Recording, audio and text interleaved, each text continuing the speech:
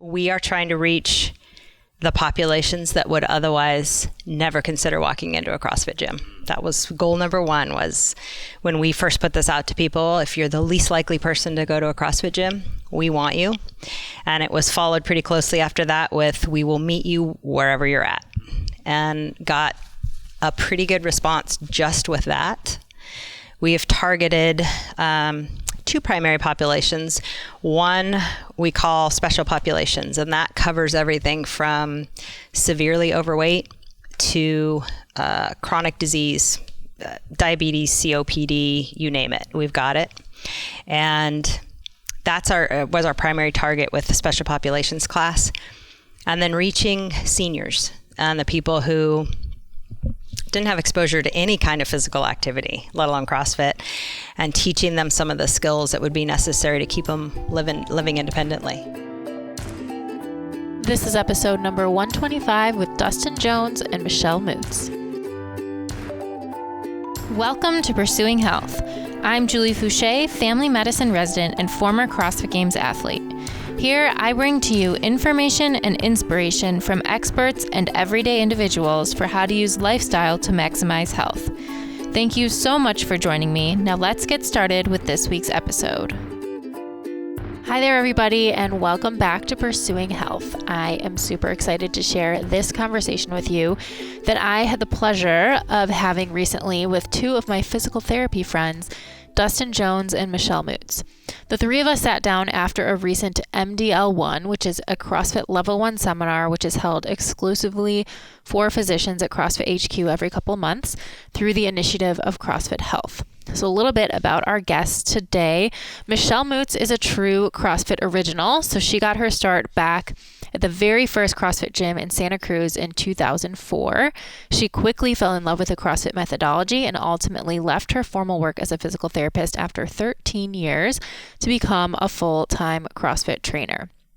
She's worked in a variety of capacities as a CrossFit trainer and has also served on the CrossFit Seminar Staff for 10 years, where she now plays the role of Flowmaster.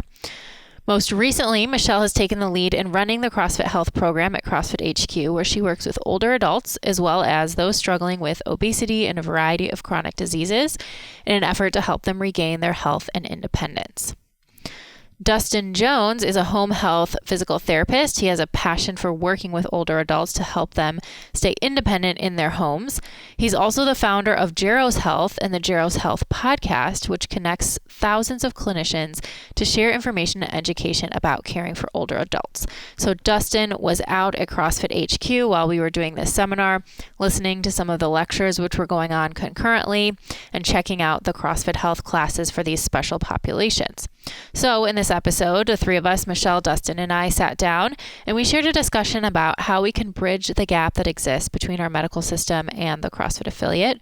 We discussed special considerations for working with these special populations, how affiliate owners may approach starting their own senior and special populations programs, and how healthcare providers can get involved with their local affiliates. So this episode is also going to be published on Dustin's podcast, Geros Health. And if you're looking for info on how to work with older adults, I highly suggest that you check that out as well. Before we get started, this is just another reminder that although I am now officially a doctor, this podcast is meant to share the experiences of individuals and does not provide medical advice. So with that, let's get started with episode number 125 of Pursuing Health, featuring Dustin Jones and Michele Mootz.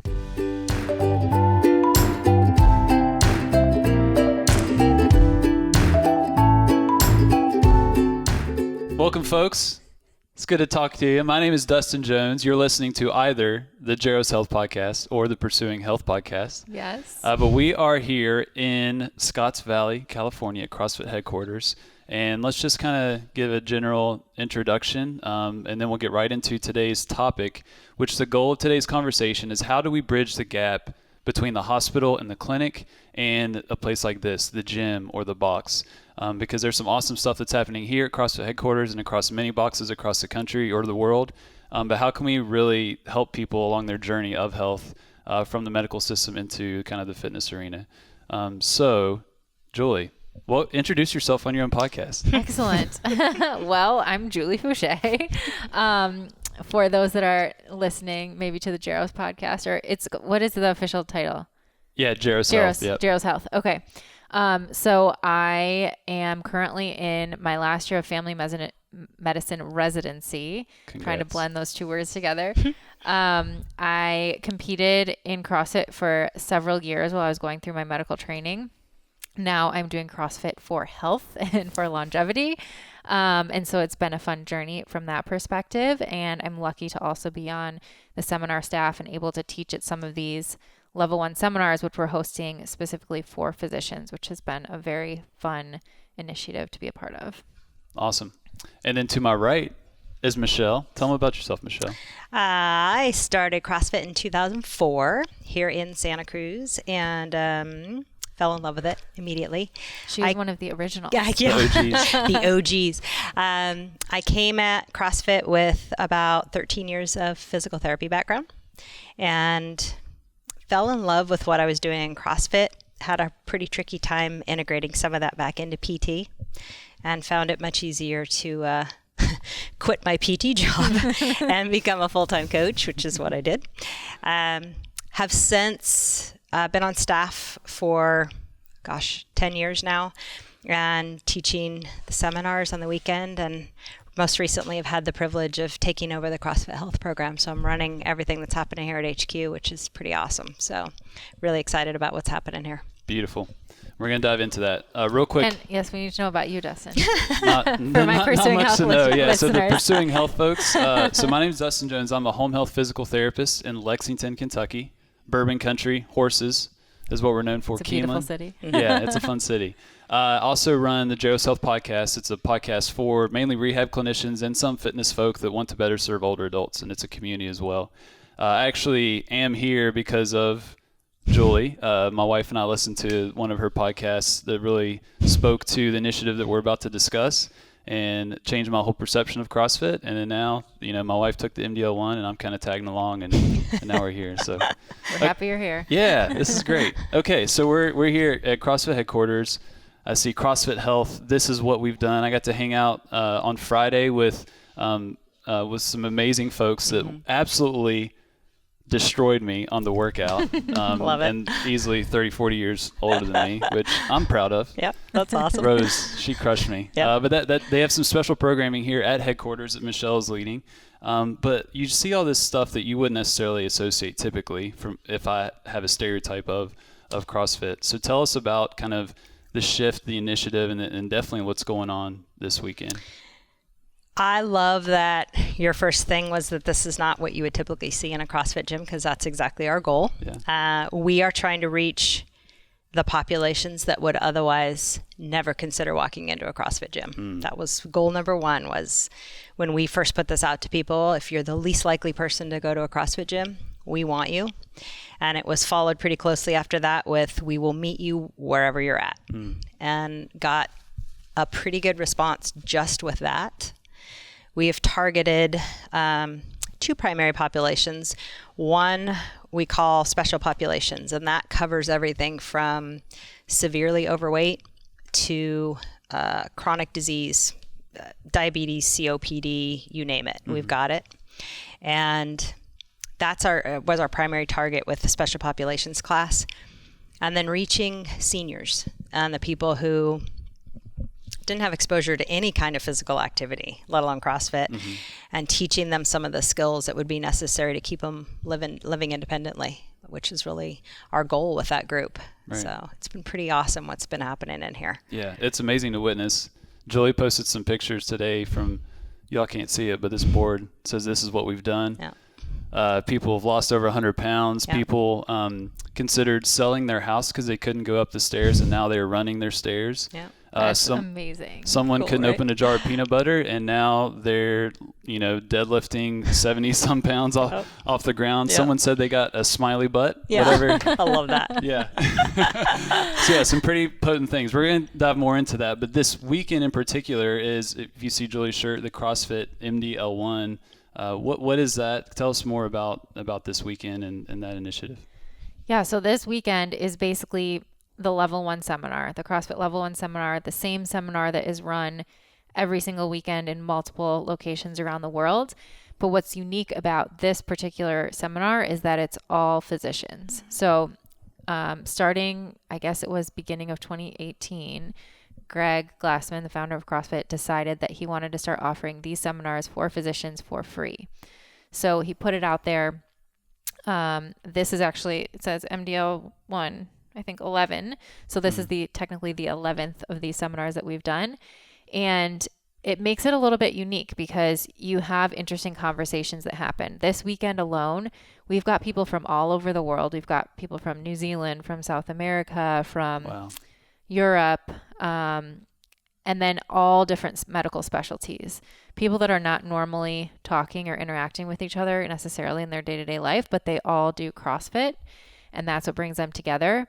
And going through this seminar and learning kind of this L1 kernel that Greg refers to, this basic information about the methodology and why we do CrossFit and what CrossFit is and what fitness is, it provides them with more context about this bigger purpose of CrossFit. I think most people, you know, maybe when they get exposed to CrossFit because they see the CrossFit Games, or maybe they just go into their local affiliate and start doing it, it's great and it's life-changing. But until they understand, or they go through the level 1 and understand the true purpose of CrossFit, it can take on a whole new meaning. So I know that was true for me many years ago when I did my first level 1. Completely changed my life. I think it changed the trajectory of the field of medicine that I want to practice. But it's amazing for all of these physicians who have already so much background in health and in medicine and, you know, human physiology, to actually go through the seminar and see how what they're doing in the gym actually applies to what they're doing in their practice. And now they're having conversations around that about how can I actually apply this, or how can I do something in my own community that's going to help to bridge that gap between their medical practice and what they're doing in the gym. Yeah. And what's cool is you're leading a project that does just that here and seems to be rather successful.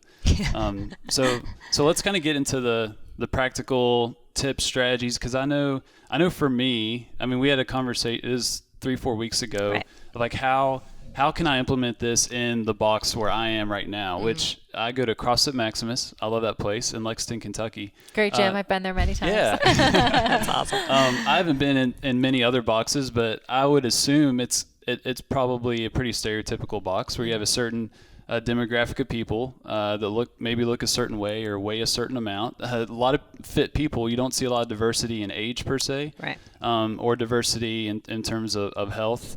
So, you know, listen to your podcast, Julie, and seeing what you're doing, you know, people like me, and I think there's a lot more than just me, obviously. They're like, how can we make this happen? I really want to dive in to some of those things. So let's say if we were to speak to like the person that owns a box or an involved coach that really wants to see older adults in the gym, or see people that have these chronic metabolic conditions that we know stand to gain the most from this stimulus, what could they do? Low-hanging fruit, what could they do to create an inviting environment and space so people like that would feel welcomed to come into a class per se? I am in a unique environment here because I have been given permission to turn this gym into exactly what you're talking about. What I don't have is the distractions that I think would dissuade a lot of those people from walking into a typical CrossFit gym. And what I mean by that is we all know the type of person that's in a CrossFit gym and how welcoming and embracing they are. Yeah, it's incredible. Yeah. But I don't think that a lot of these populations have had that experience, not with CrossFit, but in gym settings per se. My first suggestion, and I know you and I talked about this on the phone, was creating times of the day when your gym is dedicated to just those populations. Because one of the things that this community has the benefit of is looking around and having like populations around them, like people around them. It's been huge. Yeah. Seniors want to work out with seniors. They share some of the similar issues that are going on. They form a camaraderie that I think is pretty amazing. And they don't feel that intimidation factor. Same with our special populations, especially with our overweight people in this program. They've had such negative experiences going into gyms that was a big roadblock for them getting in. And I think if a gym member, a gym affiliate, is willing to give up those times a day where they can clear their gym out and have that time be just for those populations, the success will be pretty amazing. But that'd be my first suggestion with that. What times are specifically, what times are the classes? Here? Yeah.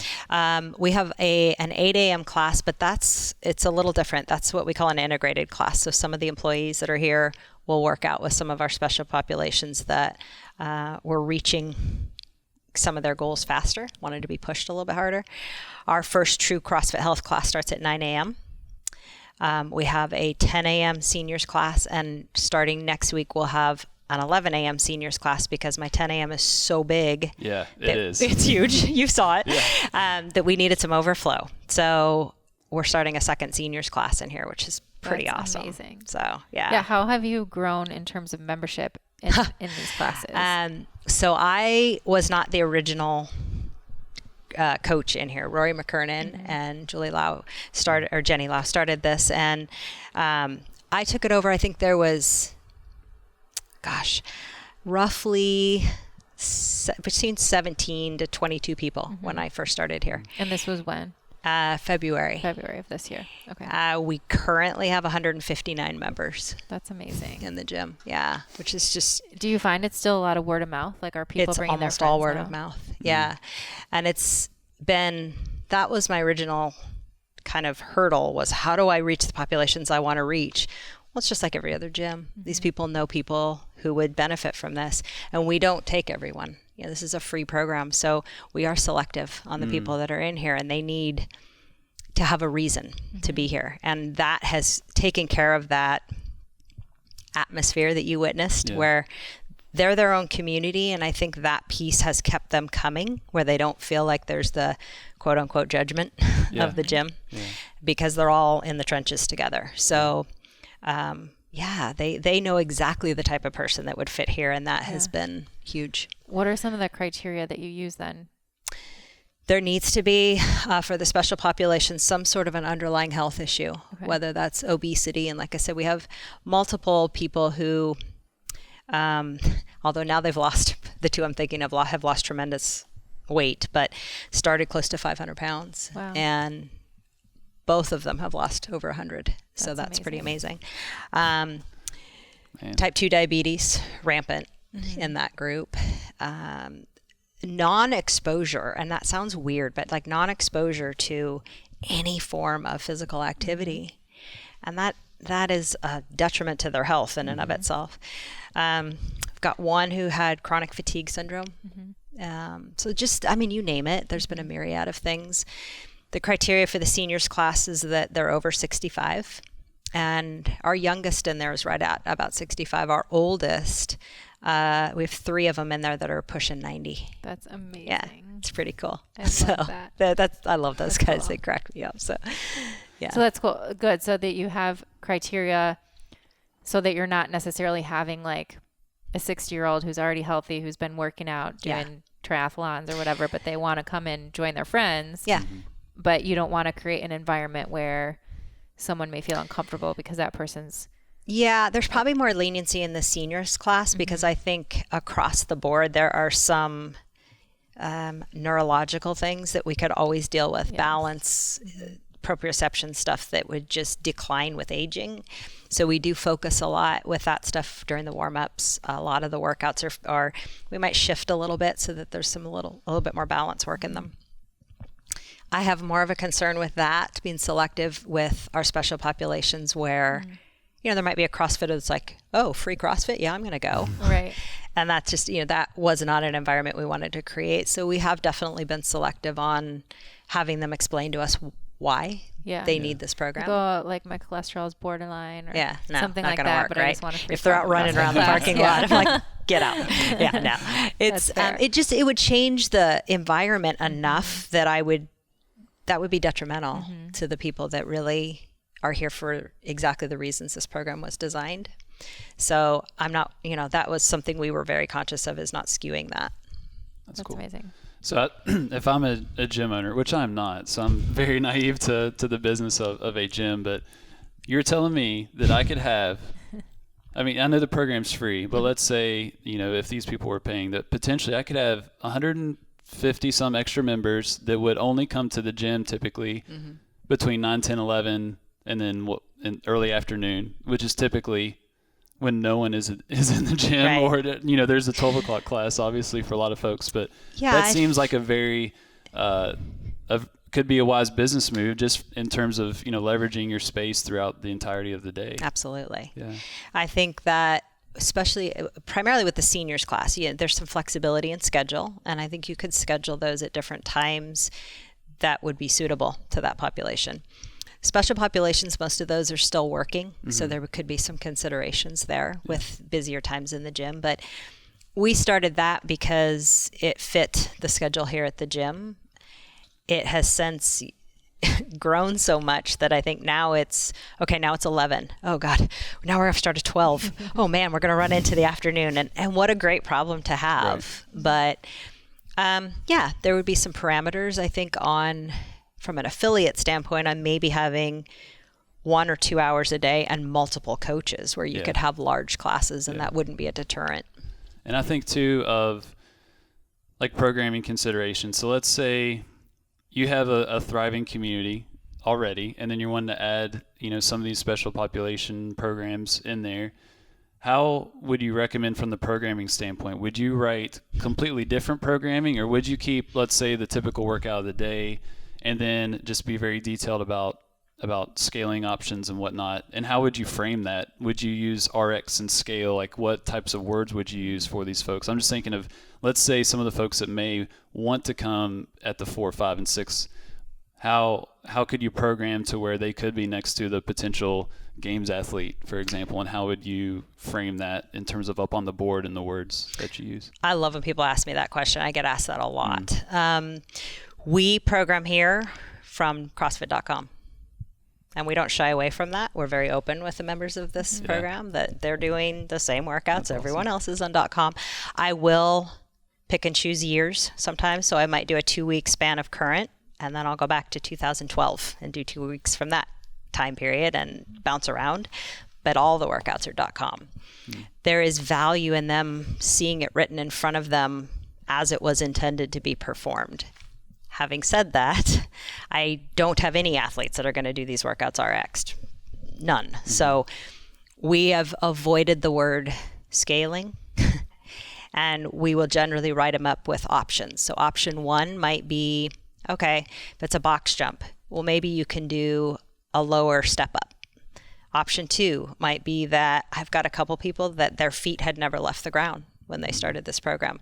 So we've drawn a chalk line on the ground, and I just want you to jump from that side of the chalk to that side of the chalk. That was monumental for a lot of people. So it's being mindful of the capabilities and giving options that would include everybody, people who can't get on the ground, people who can't jump, people who it's not a typical scale of, here's a green band. Yeah. You got to think outside the box and scale it down probably 10 more steps than you would in a normal class. But those benefits and the things they get from those options are immense. It's incredible to watch that. There's some very unique scaling going on in these programs. I credit the coaches that are here. They are incredible. You saw Katie Hogan on Friday. She's unreal. Wes Pyatt is in here. He's amazing with them as well. Zach Pine. I couldn't do it without those guys. Yeah. And their creativity of always bringing something new and different, knowing what we have in this gym, blows my mind what they're coming up with. Yeah. It's pretty cool. Yeah, on Friday we did 20.1. Yeah. The CrossFit Open workout, which means nothing to this they population. They could care less. Like Katie had to spend like 5 minutes. Like, all right, y'all don't know what the Open is. Okay, like the what?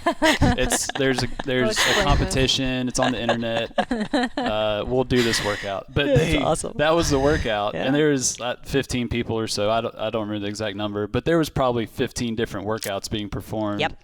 But the same intended stimulus. Right. And that was just a beauty to watch that she was able to clearly present, clearly explain and demonstrate, and not assume that everyone knew what she was talking about.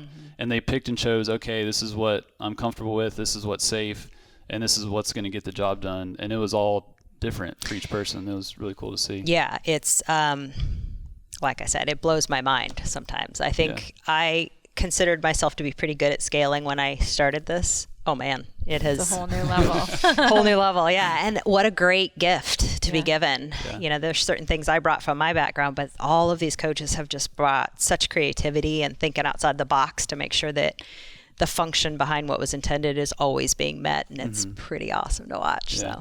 So from the primary care provider standpoint or the physician standpoint, that like this MDL one, y'all are working with physicians and trying to team up with them, so they would have confidence or the thought that this person would benefit from CrossFit. I'm going to refer them to whatever box. What would you want to see as a referring provider in a CrossFit box to feel comfortable sending your patients, whether they may be older, whether they may be on certain medications or have a certain diagnosis? Like, what do you want to see in that program or that box so you feel comfortable sending them to someone like Michele? That is such a great question, because I think it's made me think a lot more. I mean, even regardless of whether you're thinking about a patient or just a friend who asks you for a recommendation, you're thinking about different factors and how each box is unique and brings sort of a different niche to your community. But especially when I'm working with patients or someone, especially who's elderly, I've identified a couple of different boxes in my area that I know I'm comfortable sending people to. And when I think about what makes me feel comfortable sending them there, it's mainly knowing the experience of the coaches and knowing that I've seen the coaches be able to adequately scale, be able to get on the level of these special populations or these older individuals, so that I know they're not going to walk into the gym and have an explanation of, here's the workout, here's the modifications, but they're going to be like, I can't even do the easiest modification you just presented me. So being able to be mindful of all different levels of experience and being comfortable, being creative and scaling, and being able to get to know the member on a more personal level so that they're going to feel comfortable.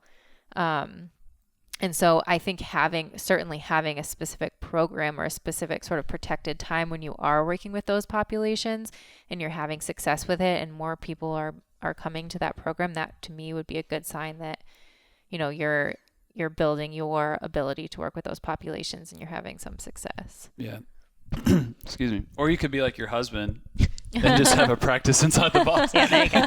Love that. Right. That could work. Just check in. How are you guys doing? No. Awesome. But I think even more as we get further down the road, I would love to see more communication between the box owners and the coaches and the physicians, especially as we're talking about some of these special populations or patients who may need to come off of their medications as they lose weight or as they improve their fitness or change their diet. Having that open communication, and especially if their doctor also does CrossFit and understands what they're doing in the box, that's even better.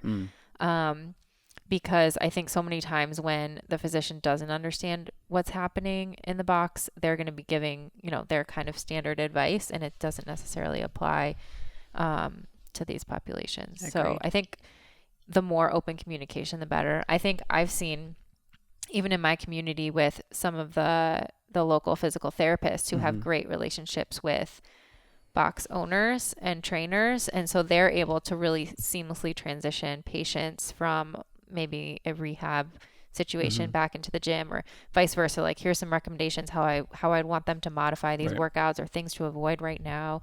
And I think that just provides such a better experience for the athlete, because they're still able to be in their community and do the things that they want to do, but they know they're doing it in a way that is looking out for their long-term health. Yeah, there's some interesting models that I've come across, and people that I work with, like Christina Previtt, for example. She's a physio in Canada. She has a gym called Stave Off, and it's a physio gym hybrid. She's right there treating patients and transitioning into the gym. If someone does have some type of injury, they can come back onto rehab, even though that doesn't happen too often. So it is cool to see some of these different hybrid models, what Danny has at Black Flag currently. And I know there's countless stories of people doing here in Santa Cruz too. Yeah. It's awesome. That was not present when I first started. Yeah. It's been cool. It's awesome to see that transition, and I do think it's benefiting everybody. Yeah.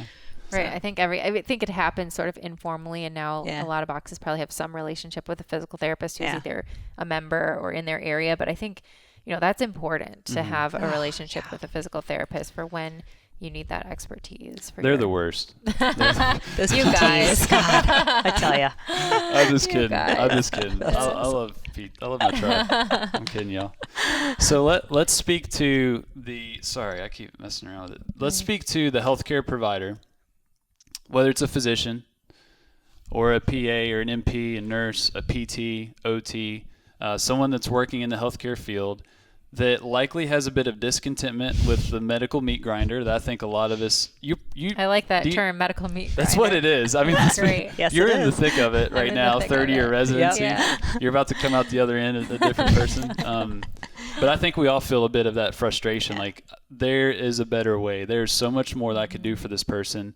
And most of the things I know are going to benefit the most, Medicare or these third-party payers aren't going to pay for in our insurance system. There's a lot of frustration. So speaking to the healthcare providers that hear like Michele talk and her special program of getting folks off their metformin, or older adults, being able to stay in their house because they can do stairs now, and they get amped up and super excited. How can I do something like this or get involved? What do you say to those folks to kind of put themselves in a position as a healthcare provider to maybe get something going or establish that relationship?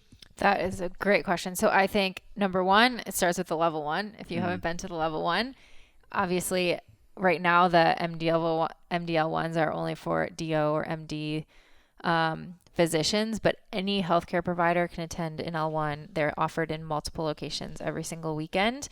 And that's where you get this kind of foundation of the methodology.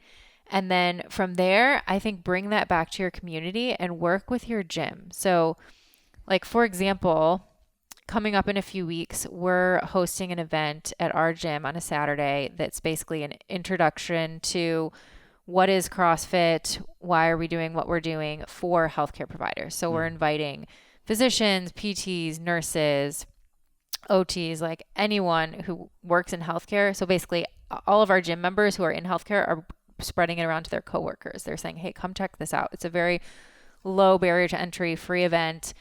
We're going to talk a little bit about the basics about what we're doing here, answer some of those common misconceptions about people thinking, oh, this is so intense, or I'm going to get injured, or whatever people may think. All the physical therapists I was thinking going that. to say, you mean our people? Yeah.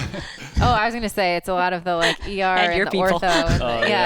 And but speak to that, right? Because a lot of people that have those misconceptions, it's because they don't understand what CrossFit is all about. They haven't heard it from the horse's mouth. They don't see a proper implementation of the program.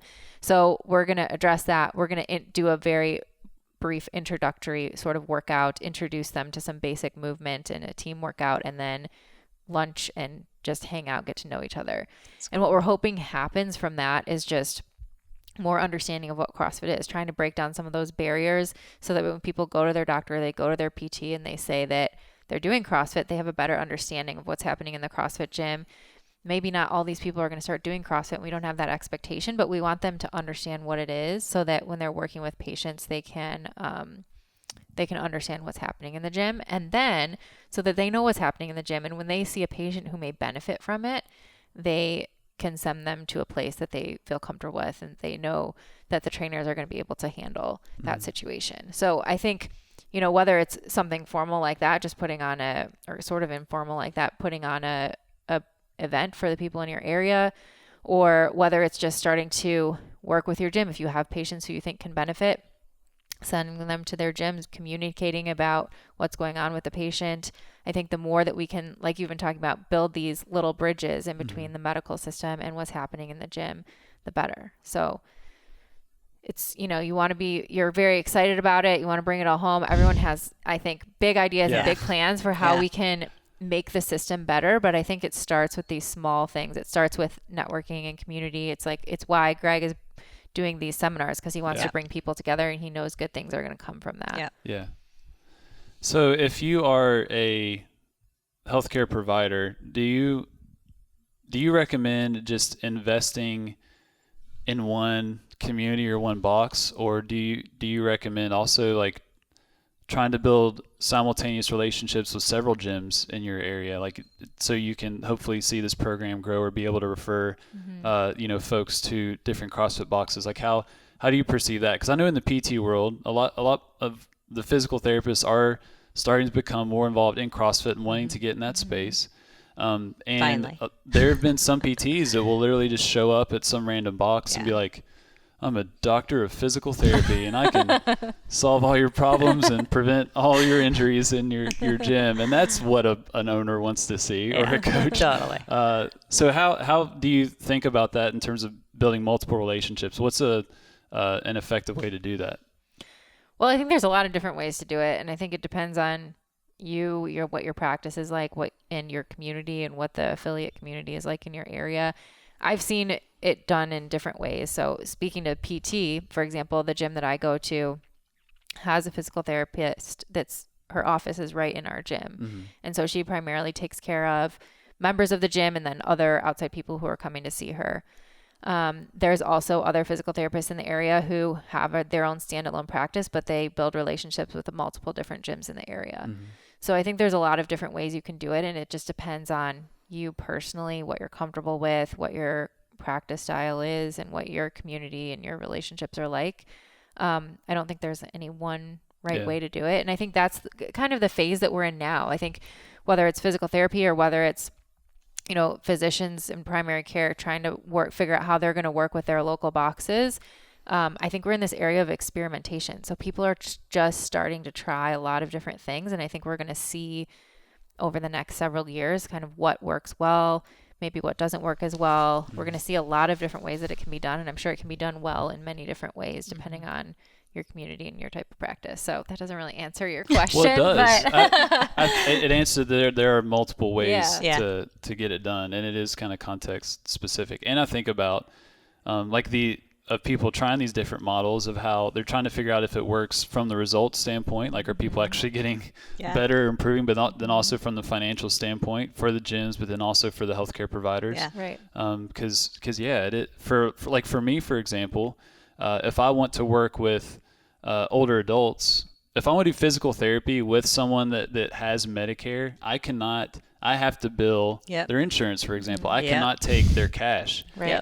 Because it's a covered service, and so that makes it kind of challenging with a lot of these unique models, at least in physical therapy, where a lot of people are going to be more cash based, just to have some flexibility, not be in the system that is absolutely destroying their soul Right. on a day-to-day basis. So there are some constraints. So it's like, how do we make this work? Mm-hmm. Like I mentioned Christina before, she's in the Canadian context. They're in such a different ball game in terms of how their system works. So like she is making it work from the financial standpoint. That's cool. The American context, I feel like we got some big hurdles to cover in terms of blending the medical healthcare, health insurance world with the fitness space, but not to say it can't be done. Right. And it's unfortunate that there's not better way to do it with insurance right now, but it seems like, especially if you want to work with older populations, you kind of have to pick whether you're going to be doing insurance or you're going to just opt out of Medicare and go strictly cash based. And so it's unfortunate because people should be able to use their insurance to cover the things that they need, but unfortunately the world that we live in, it doesn't always. Well, the insurance companies are not jumping up and down for that either. Right. We're pretty much taking business away from them. So I understand that. I suppose we're not a good business proposition on their standpoint. So I get it. You mentioned building a community. The Greg Glassman, the founder of CrossFit, that's like a goal of his, especially with this MD01. So one thing that we haven't talked about yet is the DDC. I've seen signs for it around here. What does that mean? Is this like a secret cult or something? What is this? Well, is it CrossFit? We're all in a secret cult. DDC stands for the Derelict Doctors Club. All right. Self-named. They named themselves. Yes. And it is a group of physicians who have either been through the MDL1 and experienced exactly what Julie described, or are waiting to go through the MDL1. Okay. Actually, they have to have gone through it, or they have to pass, or they have to have done a level 1, I think. A level 1 elsewhere. The DDC is dedicated towards having speakers that are talking to exactly what we have been discussing. So trying to drive this movement in the right direction and giving those physicians some more information about the direction that we're trying to take this as far as health goes, for sure. So the MDL1 is not a one-off event. It's more, it doesn't have to be. Yeah, it can be, but I don't think it has to be. Right. The conversation continues. I And you can speak to this probably better than I can, Julie, but that is a group of motivated individuals, let me tell you. They're the black sheep of the healthcare industry, in terms of what they believe and what they practice. They're just not normal doctors, so I could see that community being pretty super awesome. strong. Yeah. And that's, I think, what Greg speaks to when he does speak to this group at every... That's the other, I guess, unique thing about the MDL one is Greg usually comes and speaks to them on day 2. So that doesn't happen at every seminar every weekend. So that is pretty special too. But otherwise, it's the exact same seminar. But when he talks about it, he says he knows that's why he's bringing these doctors together, because he knows that they feel isolated, that they have this view that's not mainstream, and that they, maybe are going to their CrossFit gym, they're seeing all these great results, and they're going to work and they're, surrounded by people who don't get it. And so here they have a place where they can be around like-minded people. And it's been so cool to see it evolve over the past 2 years. Every time we come back, I think they hold these seminars about every other month with the DDC alongside. And there's a lot of familiar faces. There's a lot of networking that happens, unique ideas that come up, and the conversations that happen. It seems like a movement that's really gaining momentum. And then with the CrossFit Health Conference, which happens right before the CrossFit Games every year in Madison, sort of a similar thing where they're bringing in speakers who are really trying to expose some of the problems with our modern healthcare system, researchers, physicians, journalists. And it's really fascinating because it helps you to see outside of your bubble. When you're practicing medicine, so much of what you're seeing is so focused, especially if you're in a very specialized field. You're reading, your journals and the studies that pertain to your field. And, you're just, you can barely keep up with that as it is and keep up with your practice, but there's so much happening that's going on outside of that. And to stop and think about, don't always take things at face value, but think about some of the problems with research, some of the problems with mainstream media, the things that are being published and how that's shifting the way that we practice medicine. And so we're answering some of those bigger questions at the DDC, and it's really been cool to see the whole movement gain a lot of momentum every time we get together. So I feel like I have to ask the question that you all get all the time, that every PA, NP, nurse, PT. Yes, you have to. It's an important question. Why don't we have one for healthcare provider? I get that question so many times a day, and I feel so bad because I don't have a great answer for it.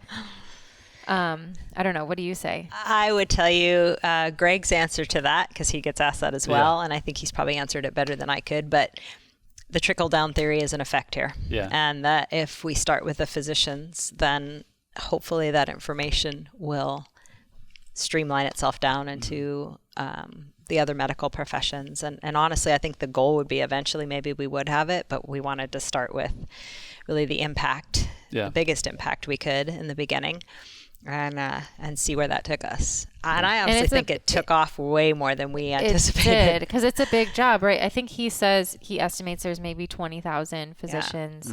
Was it in the U.S.? Yeah. And each seminar has about 40 people, and we've had 11 seminars. So we're not even making a dent. Barely chipping away at this.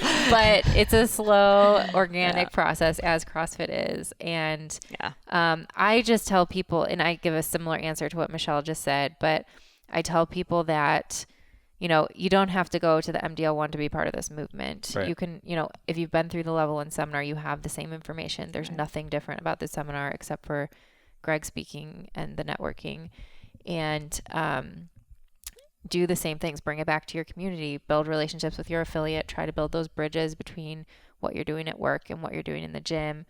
Try to spread and educate the other people that you're working with, because we really do need all hands on deck. And we don't, think about how much we can do if we're all working together versus if I'm just going to work. I'm a doctor during the day, and then I'm going to the gym, getting my workout for my health, and I'm going to bed, and I'm never having a conversation between those two things. We can have so much of a bigger impact if we start to blend those two worlds, and if we start to see how we can apply, what we're doing in the gym to what we're doing at work, and vice versa. Right. Especially as we're changing the perspective on what people think of as health. And I really do think we're chipping away at that. I know in this program, some of the seniors are starting to question the preventative measures that their doctors are suggesting. simply because they're thinking outside the box a little bit. And I know you and I have had that conversation about this, but, having resources then to refer them to a physician who's, for lack of better words, CrossFit friendly, but at least understands the program that they're in is huge. Right. It's going to be huge. And that's exactly what we're trying to do, is at least build a database where I can then take one of my seniors and say, yeah, okay, I get what you're asking. Out of my lane for sure. Here's a physician that can understand what it is you're trying to accomplish and at least work with you on this stuff. And that's incredibly important if we're changing or trying to change their perspective on all of this. And that's really the goal. And they are working on that directory. Yeah, no, I know. I don't know exactly when it'll be out, but it's in the works. In the works, still in the works, but that will be huge, I think, to be able to look up and find someone in your area who has been through the level 1, who, has demonstrated that level of commitment to CrossFit and that level of understanding. And I hope that someday we'll have a similar directory for all different health professionals as well. Right. Yeah. The in my world, in the PT rehab world, I do often hear, why isn't there one for PTs and whatnot? And I mean, I'll take it if it ever becomes available, but I'm very happy that this is the first move and the primary move, because in my world, I'm in home health. So for folks that aren't familiar with home health, I'm typically so far down the medical chain. People have interacted with so many healthcare providers. And as we all know, healthcare providers can often cause harm while they're trying to help people, and especially with our words. And, to have people, let's say, some of the folks like in your class that I would, be doing deadlifts and squats and loaded carries and whatnot in the home, it takes me so long to build the trust and that therapeutic alliance for them to even allow me to do that in the home. And if I had a referring physician that said, all right, I'm going to refer you to Dustin. He's a home health physical therapist. He's going to get you stronger. He may do, some movements like this where you're picking this weight up off the ground or holding a kettlebell, right around your chest and sitting down, standing up. If a doctor says that, that makes my life so much easier. I mean, I'm hitting the ground running day one.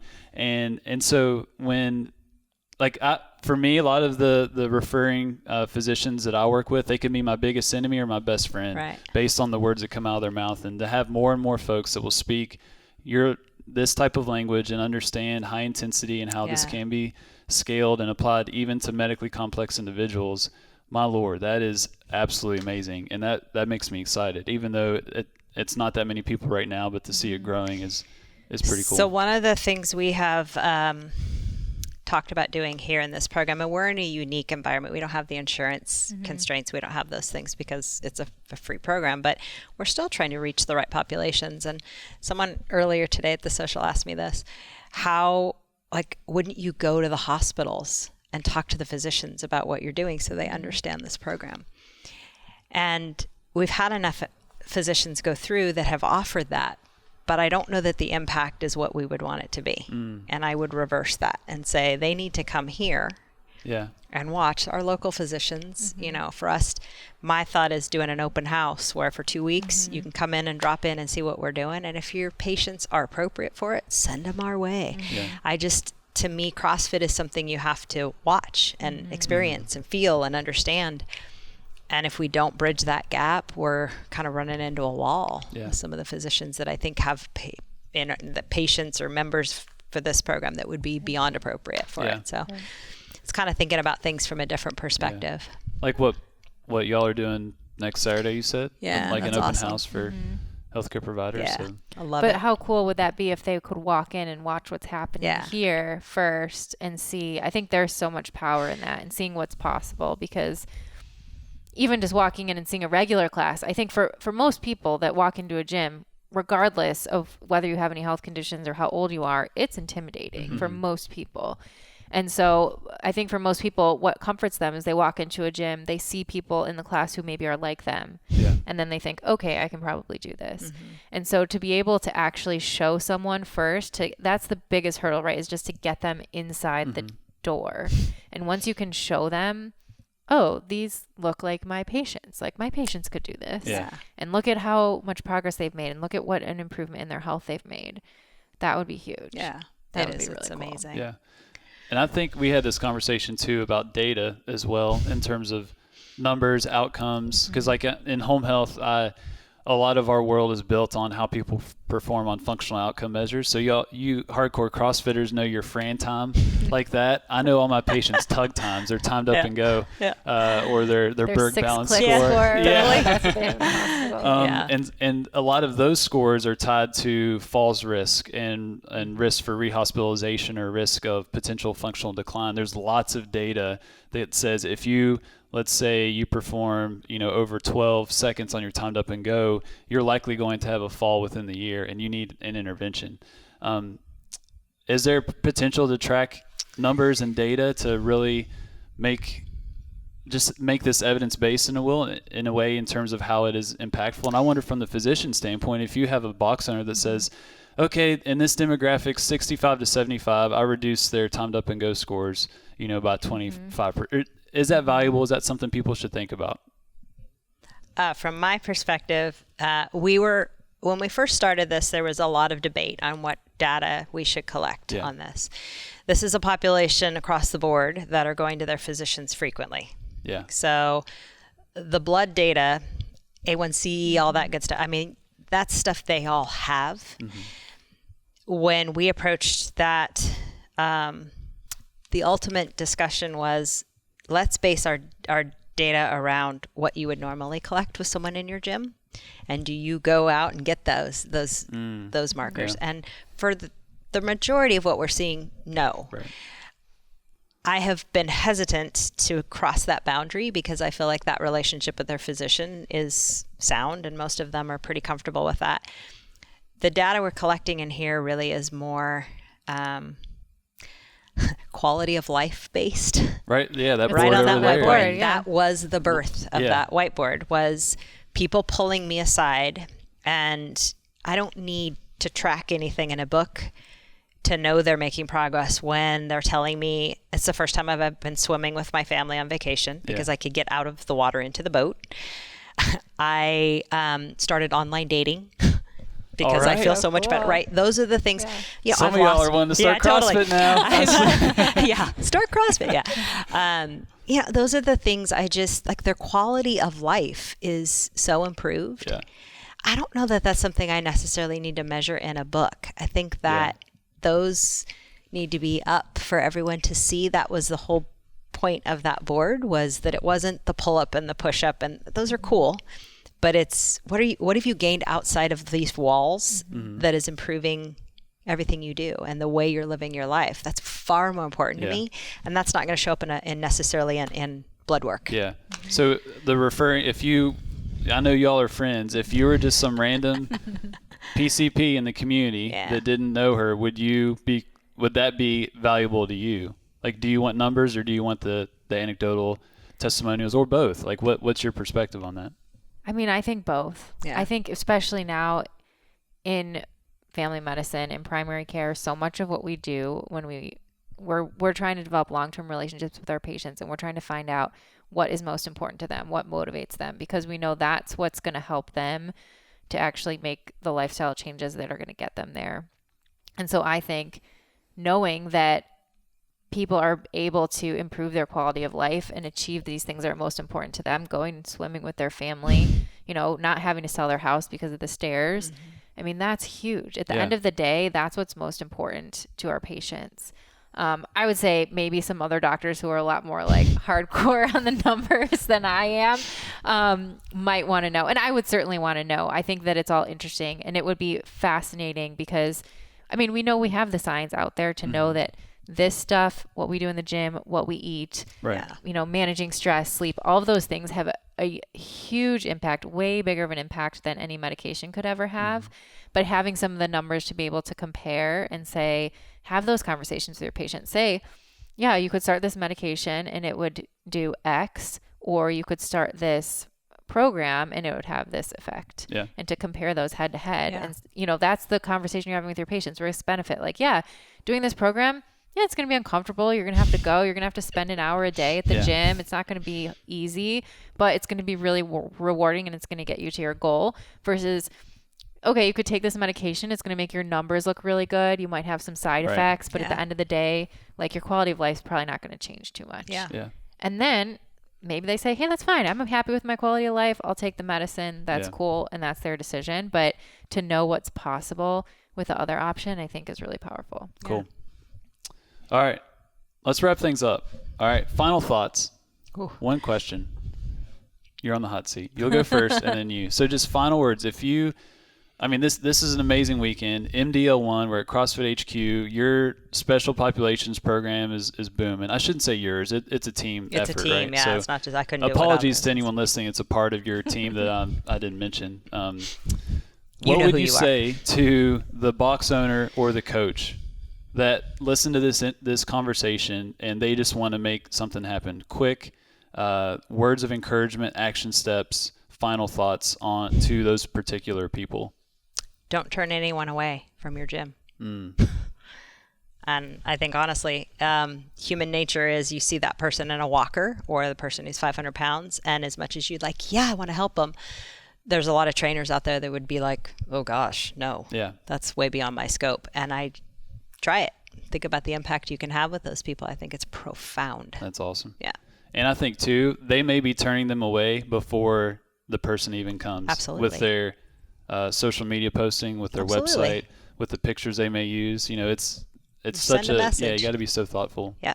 about. All right, to the healthcare provider, mainly in the medical world, not I'll speak to the rehab folk, but the medical world, what would you say to them? Action steps or thoughts? I would say to them, if you have not yet tried CrossFit yourself, or you have not yet been through the level 1, do those things. And then I would say to build a relationship with your box. So even if, and it doesn't have to be that you're referring patients to your box. Maybe a lot of times I think about that, but my patients just can't afford it, or there's one reason or another that prevents them from doing it. Build a relationship with your box, but also, talk to your patients about functional movement. So they don't have to necessarily be a member of a box to start doing some of this stuff at home. Try to break down those walls between what you're doing in the gym and what you're doing in your practice. Awesome. So I'll speak to the rehab folks. So PT, OT, speech, my people. Whether you listen to the Geros Health podcast or the Pursuing Health podcast, I think the biggest thing that I've learned, and I've only been in this circle for a year, so I'm pretty new still. Obviously, if you ever see me work out, I'm new. But I think about, I do home health, so it's a little different beast. Like you're an outpatient, right? So when people would come to see Michele, oftentimes the primary driver is pain. Yeah. People, low back pain, shoulder pain, knee pain. Yep. That's why they go see physical therapy. For me, the primary driver is function. And everyone that listens to my podcast has heard this 1,000 times. But for the rehab folk that listens to Julie, if you are working with older adults and pain may not be the primary driver, we have to consider function. And function is absolutely huge. And in terms of how people can be resilient, it is very, very different with older adults compared to younger folks. So if someone does have a cold or some type of illness, or maybe even some type of injury, that impacts their functional independence level tremendously more than, let's say, if I have a cold or knee pain and whatnot. So we have to really focus on function. Well, if you want to improve people's function, you have to improve their capacity. If you want to improve their capacity, you need to get them stronger and improve their conditioning. And that's what this does, and just to be around more people like you all that are talking about scaling and talking about applying this to medically complex individuals, it is a beautiful thing. So I would encourage folks to be more familiar with CrossFit. They are not the enemy. Running is actually more dangerous. And swimming is more. Who wants to run? That sounds terrifying. CrossFit, but get to know, get to know this world, because we are all on the same team. Like there are programs in here working with people that honestly would look like a lot of the patients that I would see based on unsteady gait or frequent falling would be the diagnosis that people would send them to me. So that was long-winded, but I just really want folks to really consider this. Okay, so show notes, anything that we mention is going to be at juliefouché.com/podcast and geroshealth.com, GEROS health.com.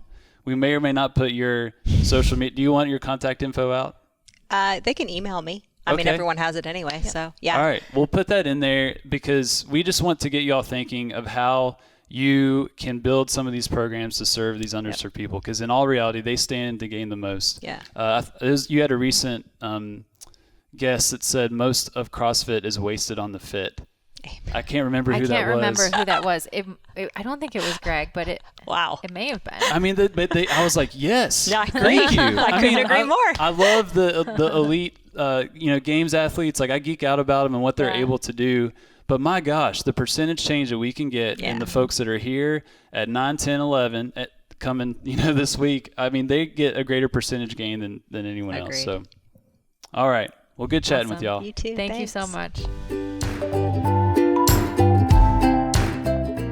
Hey there, thanks so much for tuning in to this episode. There were a ton of great takeaways from this conversation. I had a great time discussing these topics with Dustin and Michele, but here are my top 3 takeaways from this episode as usual.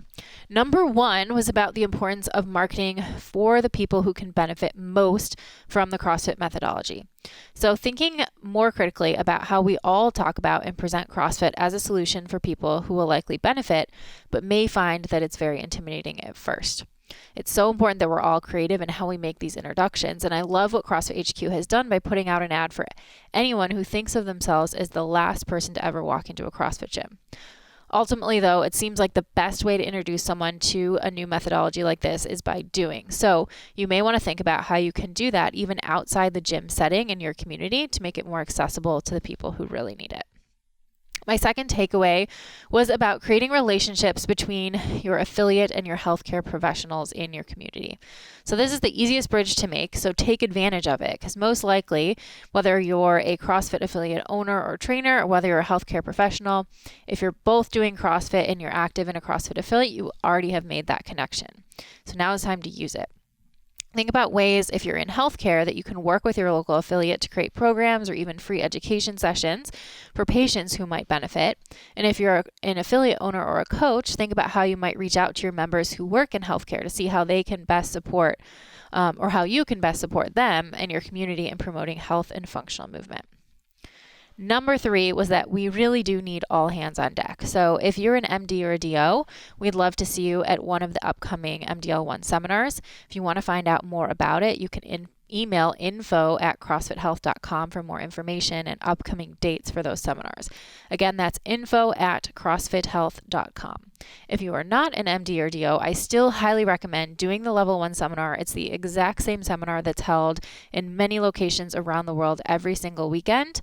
So if you haven't done it yet, there you'll gain a greater understanding of the CrossFit methodology and how it applies to health. And we really all need to work together in our local communities and with our local affiliates to share this information and combat the root causes of chronic disease. To make sure you never miss an episode and to receive exclusive content from me, head to my website, juliefouché.com, and subscribe to my email list. If you like what you heard, don't forget to subscribe and consider giving the podcast a 5-star rating on iTunes. Also, don't forget to share your stories. If you or someone you know has used lifestyle to overcome a serious health challenge, please send me an email at info@juliefouché.com. I'll choose some of these inspiring stories to share here on future episodes.